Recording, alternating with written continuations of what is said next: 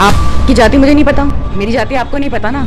हम आपस में इंसानियत का रिश्ता, इंसानियत का धर्म जो है वो निभा रहे हैं। भूल जाइए पॉलिटिकल स्टेटमेंट, सब फुसलाने वाले हैं। लोहिया जी का एक स्टेटमेंट है कि धर्म एक दीर्घकालिक राजनीति है और राजनीति एक अल्पकालिक धर्म है।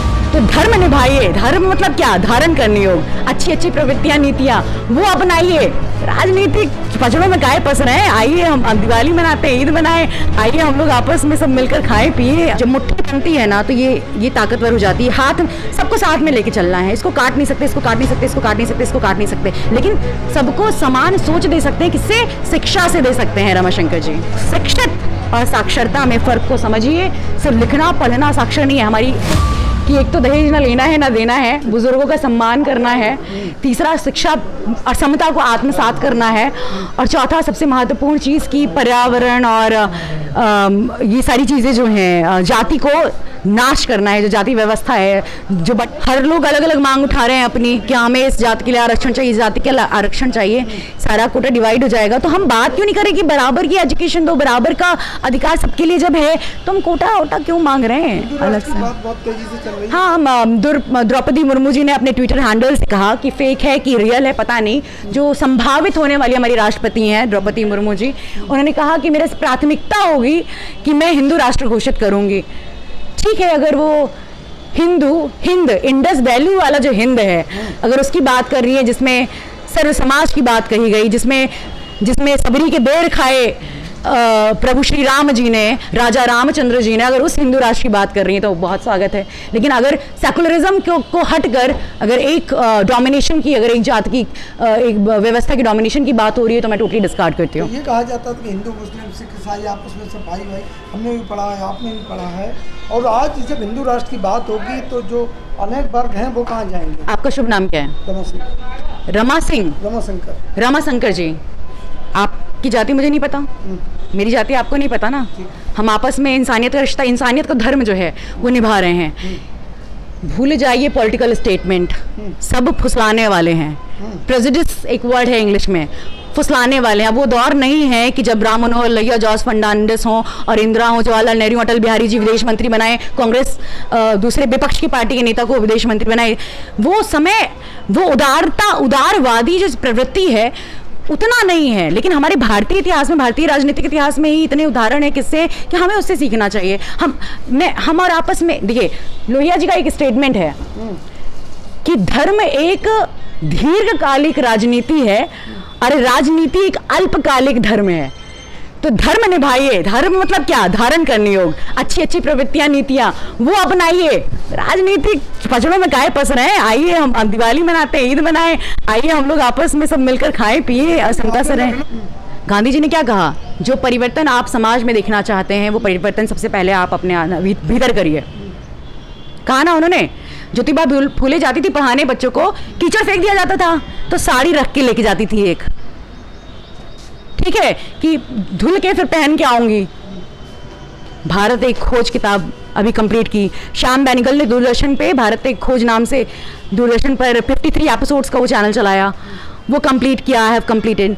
समझ में ये आया कि भारत सदैव से, जब भी इसकी उत्पत्ति हुई, भूखंड मतलब अखंड भारत कहिए या अविभाजित भारत कहिए, कुछ भी कह लीजिए आप, आर्यवर्ती कह लीजिए, सूर्यवंशी कह लीजिए, कुछ भी कह लीजिए, लेकिन ये विविधता का देश था, है और रहेगा।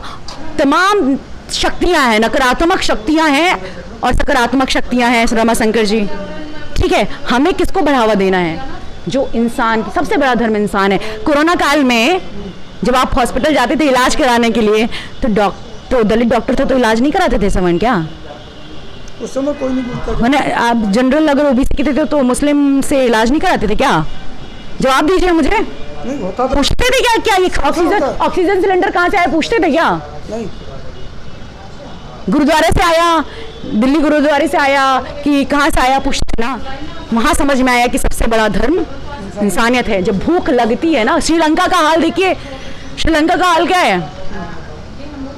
जो राजपक्षे हीरो थे, हीरो ऑफ द नेशन थे, वो अब विलन ऑफ द नेशन हो गए। भूख लग रही है तो किसी को क्या जाति पात और वहाँ पर वो राजपक्षे घराना, फलाना घराना, ढमकाना याद आ रहा है? तो इंसान से बड़ा धर्म होगा नहीं। कुछ शक्तियाँ आएंगी, कुछ चीज़ें अव्यवस्थित होंगी, शुरू हमेशा से यही था। मुगल ने आक्रमण किया, सब कुछ हुआ, सब कुछ हुआ, ये प्रवृत्तियाँ रहती हैं, बीच में अव्यवस्था आती, पांचों उंगलियाँ बराबर नहीं होती, हर तरह के लोग हैं। लेकिन जब मुट्ठी बनती है ना तो ये ताकतवर हो जाती है। हाथ सबको साथ में लेके चलना है, इसको काट नहीं सकते, इसको काट नहीं सकते, इसको काट नहीं सकते, इसको काट नहीं सकते, लेकिन सबको समान सोच दे सकते हैं। किससे? शिक्षा से दे सकते हैं रमाशंकर जी। तो शिक्षित और साक्षरता में फ़र्क को समझिए। सिर्फ लिखना पढ़ना साक्षर नहीं है। हमारी मीरा कुमार जी जिस परिवार से पारिवारिक समृद्धि से आती हैं, राजनीतिक सामाजिक, बाबू जगजीवन राम जी और उनकी जो परिवार से पहली महिला कैबिनेट मंत्री बिहार से, जिस परंपरा से आते हैं, आप देखिए श्लेष मात्र का भी क्या अहंकार, क्या वो है। उन्होंने पर्यावरण की बात की। उनकी चिंता क्या है कि जो कंस्ट्रक्शन हो रहे हैं उसमें अरावली पहाड़ कट रहा है, उनकी चिंता क्या है कि दहेज चिंता है उनकी चिंता क्या है कि पहले जब लड़कियां स्कूल नहीं जाती थी अब लड़कियां साथ भेजो, उनकी चिंता क्या है? उनकी चिंता ये है कि मेरे समय में, उनकी चिंता, मीरा कुमार जी की चिंता क्या है? उनकी चिंता ये है कि मेरे समय में शिक्षा का अधिकार तो आ गया, लेकिन जब मैं जाती हूँ तो बच्चा स्ट्रीट बेगर आ जाता है, बच्चा भीख मांगने आ जाता है कि मैं सबको शिक्षा नहीं दे पाई। उनकी चिंता ये है कि मेरे नाम के आगे सरनेम अक्षर है, शोभा अक्षर। अक्षर कोई कास्ट है, जाति है, किस क्लास से आता है आपको पता है? मैंने बदला अपना सरनेम, ठीक है? तो ऐसा नहीं कि मैं SC/ST कम्युनिटी से आती थी इसलिए मैंने बदला, या OBC कम्युनिटी से आती हूँ इसलिए बदला, या माय बॉस इज अपू जोशी, उन्होंने जोशी हटाया। गोपाल जी एक कवि हुए, मैंने मंच से बोला भी था कि जब कुछ ना हो तो एक सपना हो तो भी हो सकती है शुरुआत। एक इंसान अगर परिवर्तन कर रहा है अपने परिवार में, फिर वो परिवार अपने परिवार में कर रहा है, ये भी तो परिवर्तन है। सती प्रथा समाप्त करने में राजा राम मोहन रॉय जी को और लॉर्ड विलियम बेंटिक को समय लगा था ना, धीरे धीरे।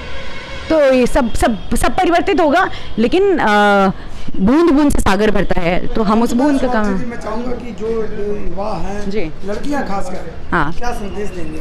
मैं संदेश उनको ये दूंगी कि कोई संदेश नहीं दूंगी, जो पसंद आए संविधान पढ़ो, अपने सारे अधिकार जानो, और जो पसंद आए, जो भी संवैधानिक रूप से तुम्हें सही लगे, जिस दिशा में जो धर्म तुम्हें सही लगे, जो पहनावा तुम्हें सही लगे, जो निर्णय तुम्हें सही लगे।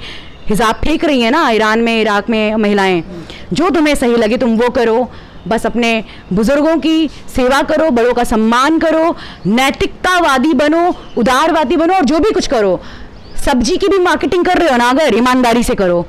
कंपनी भी चला रहे हो, बड़ा बिजनेस एंटरप्रेन्योरशिप कर रहे हो, ईमानदारी से करो, है ना। सरकारी पद पे जा रहे हो, ईमानदारी से काम करो। तुम अगर एक व्यक्ति ईमानदारी से काम करेगा, चाहे तुम स्त्री हो, चाहे तुम पुरुष हो, चाहे वो LGBTQ+ कम्युनिटी से, आज हमारे यहाँ एक अतिथि भी LGBTQ+ कम्युनिटी से थी, तो जो भी कोई काम करे सब अपनी अपनी ईमानदारी से करे। हमारे रमाशंकर जी पत्रकारिता करें, ईमानदारी से करें। हर कोई, मैं अगर प्रकाशन कर रही हूँ, हिंदी साहित्य से हूँ, पत्रकारिता क्षेत्र से हूँ, मैं छोटा सा काम टेबल भी साफ कर रही हूँ, अगर अपना तो ईमानदारी से करूँ, तो वहाँ का वायरस और बैक्टीरिया हट गया ना, तो कोई बीमार नहीं हो उस ऑफिस का।